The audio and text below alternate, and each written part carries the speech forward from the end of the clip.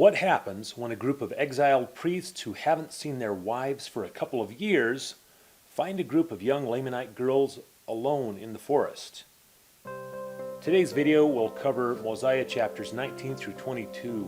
Let me start by giving a very high-level roadmap, and then we'll fill in the details. Zeniff left Zarahemla and came to the land of Nephi. He was king for about 35 years and then gave the kingdom to his son Noah. Noah reigned for about 10 years before Abinadi came and warned Noah and his people to repent. He returned 2 years later, testified before the king, and was executed. For roughly the next 2 years, Alma taught his followers by the waters of Mormon. King Noah sent his army to destroy them, but they fled. The Lamanites invaded. King Noah was killed by his own men, and the priests were scattered.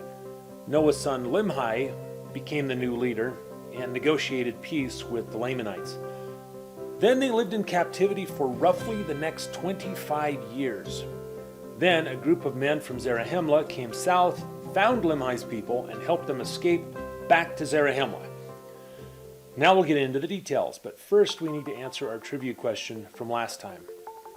In addition to the city of lehi-nephi, what city did the Lamanites allow the Nephites to reoccupy when Zeniff's group came south?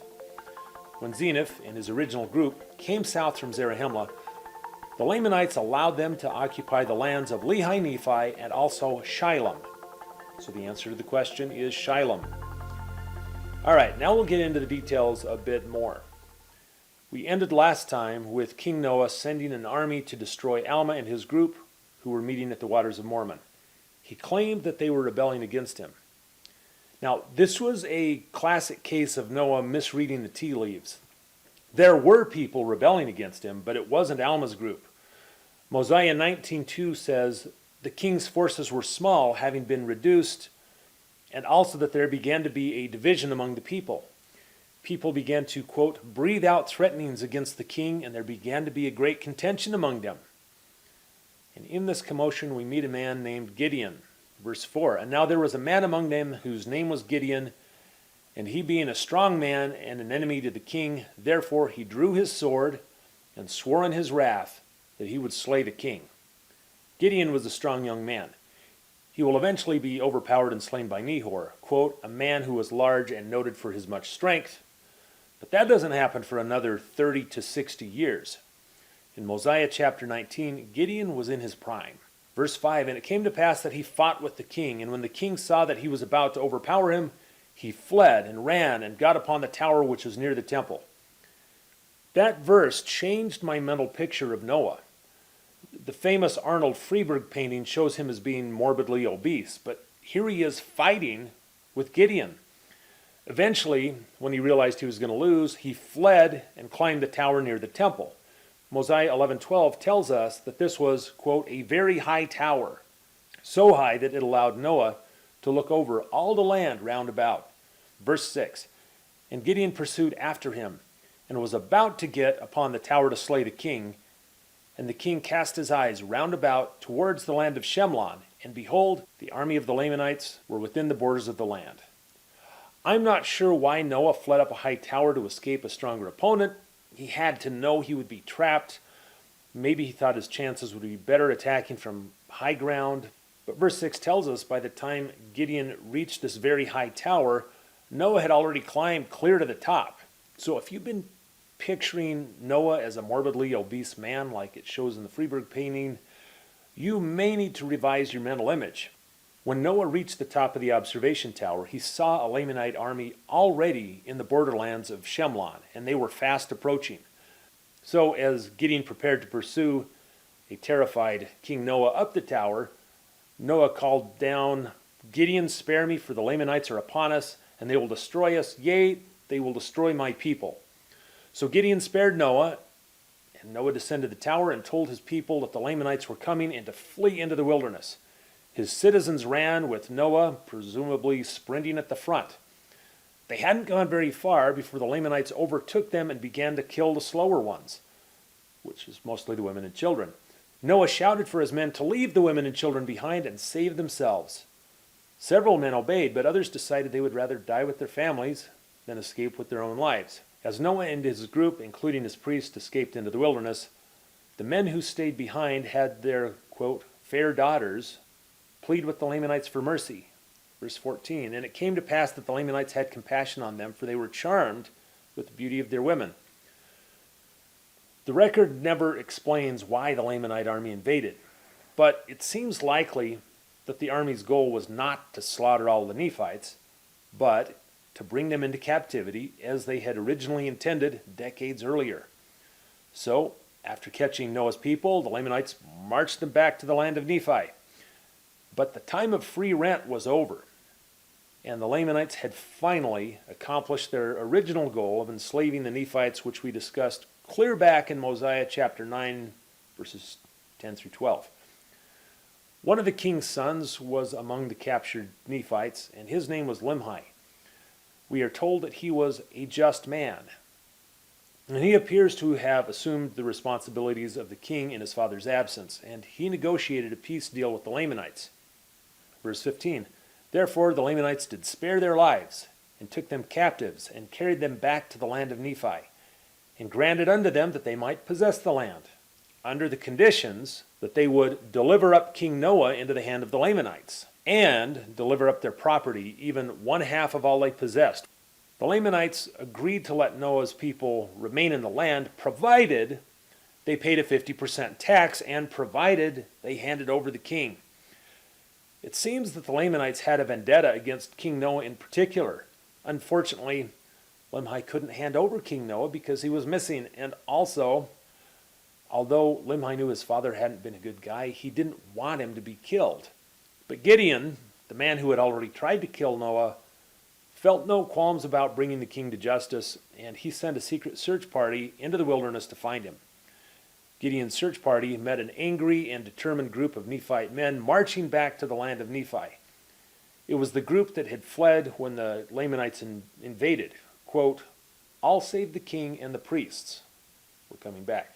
Eventually, after following the king, abandoning their families, and fleeing from the invading Lamanite army, the adrenaline wore off, and these men began to imagine what the Lamanites were probably doing to their families.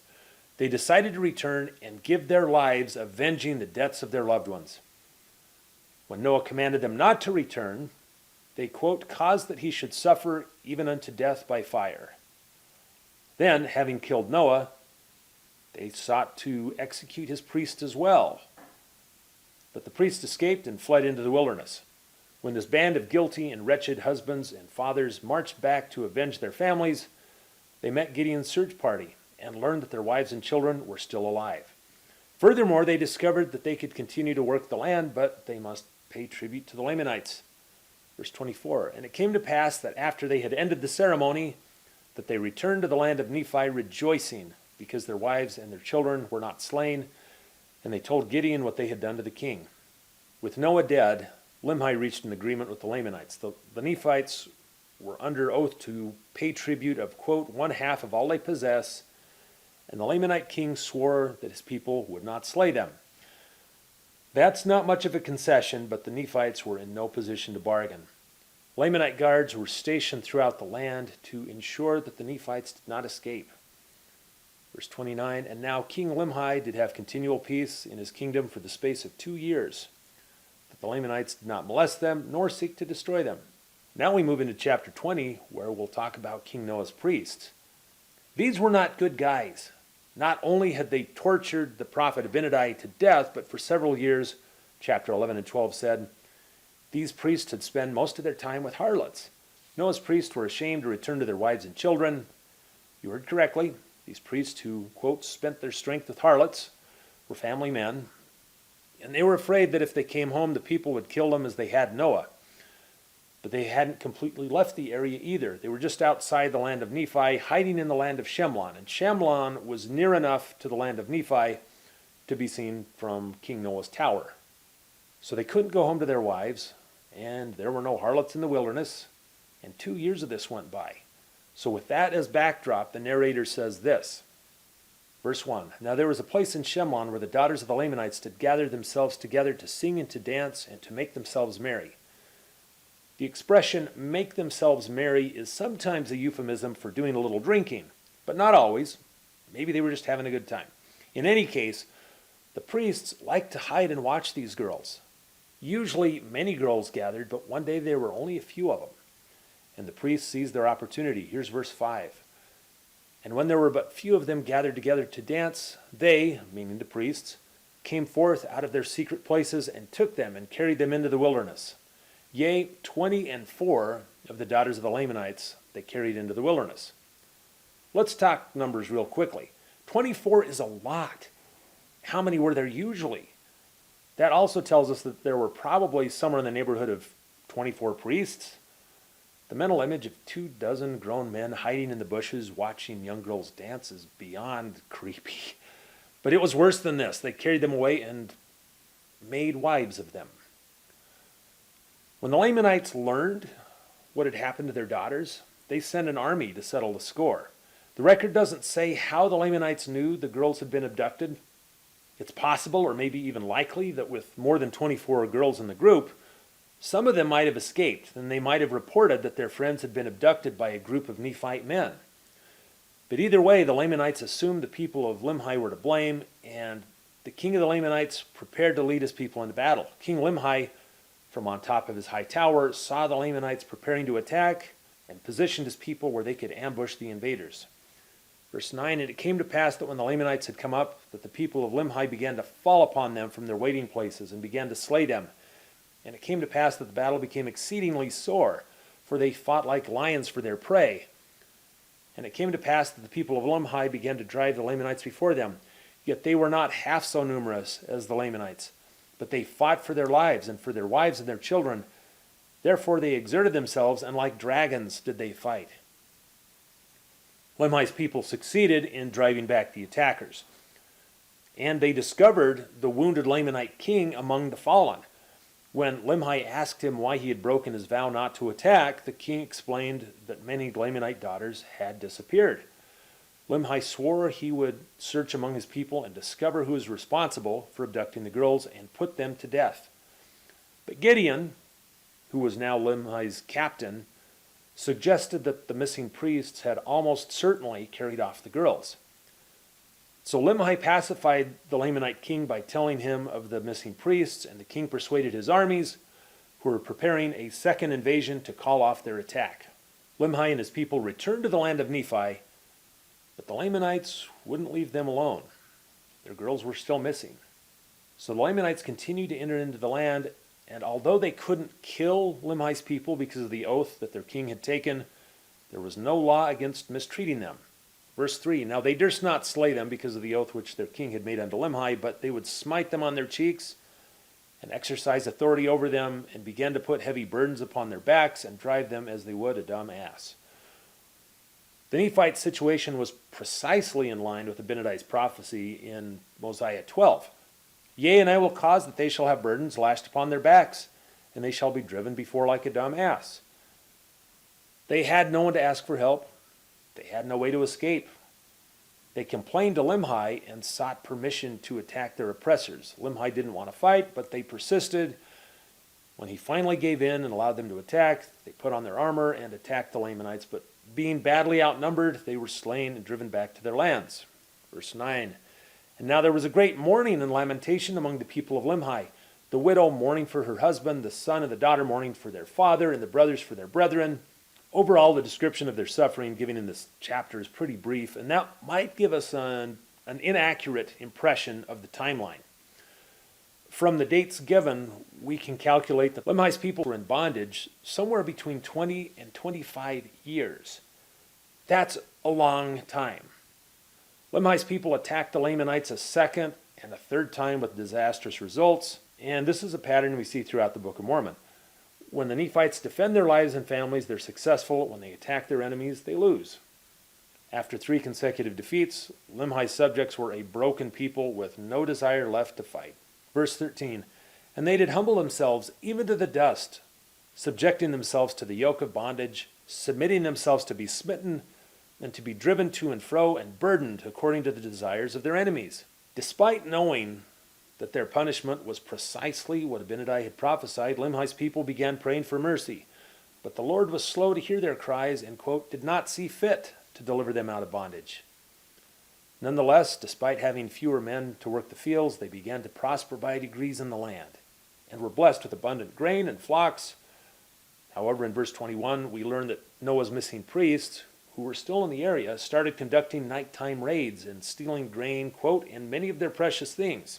With all of this going on, Limhi and his people took several actions. First, Limhi required every man to help support the numerous widows and orphans created by the recent battles. Second, the people stayed gathered close together whenever possible. Third, Limhi did not go outside the city walls without his guards. Fourth, Limhi asked his people to watch for the roaming, thieving band of priests. It was under these conditions, with Limhi's people on the lookout for Noah's priests, that Ammon and his group arrived in the land of Mosiah in chapter 7 that we read about a couple of episodes ago. Here's verse 23. And the king, having been without the gates of the city with his guard, discovered Ammon and his brethren, and supposing them to be the priests of Noah, therefore he caused that they should be taken and bound and cast into prison.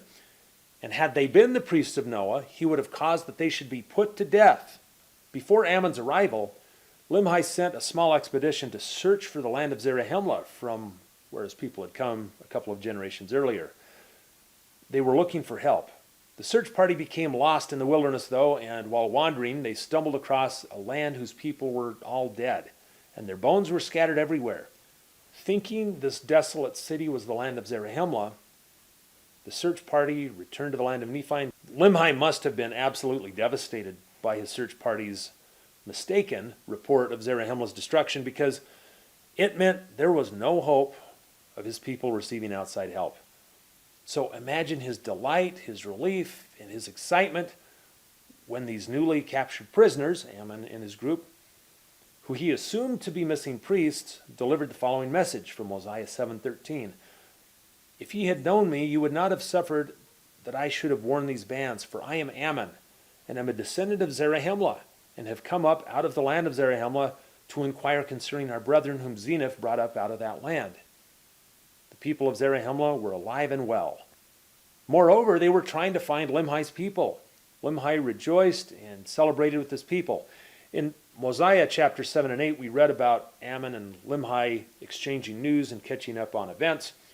Now chapter 21 gives us some additional detail. Ammon and the group from Zarahemla were saddened by the recent deaths of so many Nephites. They also mourned the departure of Alma and his group, who had formed the Church of God based on Abinadi's teachings. They did not know where Alma's group had gone. Now, verse 31 tells us, they would have gladly joined with them, for they themselves had entered into a covenant with God to serve him and keep his commandments. And now, since the coming of Ammon, King Limhi had also entered into a covenant with God, and also many of his people, to serve him and keep his commandments. Limhi and many of his people wanted to be baptized, but no one had authority to do it. Alma and the other priests were all gone, and Ammon considered himself, quote, an unworthy servant. So baptism was going to have to wait, but first they needed a way to escape. Verse 36, the last verse of the chapter says, and now the study of Ammon and his people and King Limhi and his people was to deliver themselves out of the hands of the Lamanites and from bondage. Now chapter 22, our last chapter. Limhi and Ammon gathered their people together to plan their escape from the Lamanites. They could not defeat them in battle. They had failed 3 times already, so their best alternative was to completely abandon the land of Nephi and flee back to Zarahemla with their families, tents, flocks, and herds. Gideon, who was now the king's captain, observed that the Lamanites guarding the back wall on the back side of the city got drunk at night. He suggested that after everyone prepared to leave, he could deliver a final payment of wine to the guards, and the people could escape through a secret pass to the left of their camp. Then they would travel around the land of Shilom and on to Zarahemla. They escaped exactly as Gideon suggested, and after many days of travel, King Mosiah welcomed them to the land of Zarahemla. When the Lamanites realized the Nephites had departed, they pursued after them with their army. But after 2 days, the Lamanite soldiers could no longer follow their tracks and became lost in the wilderness. How do you lose the trail of a few thousand people accompanied by livestock. There's a rational explanation for everything. So what kind of terrain or weather could hide that kind of a path? To me, the simplest explanation would be a heavy snowstorm falling and covering their tracks. But I am wide open to other ideas. If you have them, leave them in the comments. So chapter 22 ends with the Nephites safely back in Zarahemla, other than Alma's group. We'll talk about Alma's group next time. But before we go, here's the trivia question. What was the name of the first person that Alma baptized in the waters of Mormon? Stay tuned because we're going to see him again in the next chapter. What was the name of the first person that Alma baptized? We'll see you next time.